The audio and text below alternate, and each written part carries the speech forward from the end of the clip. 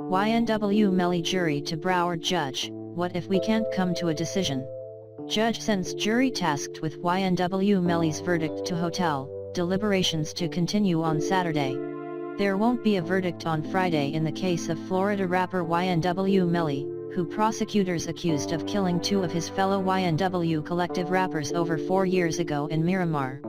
Broward Circuit Judge John Murphy dismissed the jury on Friday afternoon, so deliberations can continue on Saturday morning in a Broward County courthouse room in Fort Lauderdale. During deliberations, the jury remains sequestered, isolated from friends and family, and forced to spend their free time in a hotel under the custody of the Broward Sheriff's Office. Everyone is stuck on which side they have chosen, the jury's four-person wrote on Friday afternoon, according to Murphy.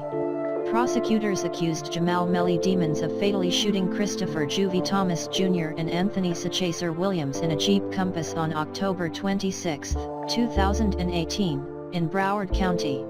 If the jury finds Demons, 24, guilty of 2 counts of premeditated first-degree murder, he faces the death penalty or life in prison without the possibility of parole.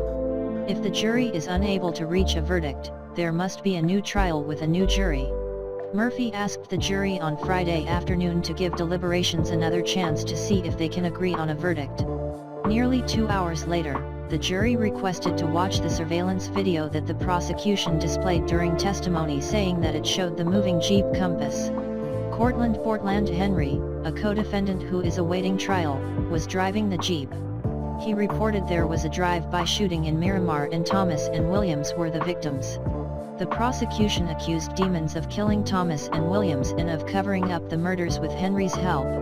The defense said Demons had nothing to do with the shooting and accused the prosecution of presenting a case to the jury with insufficient evidence.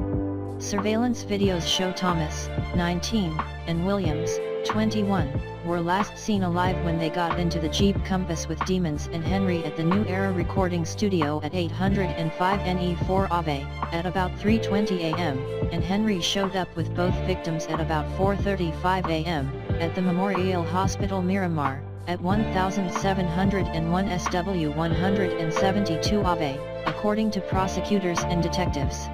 The prosecution presented the testimony of a detective and expert witnesses who disagreed with Henry's report.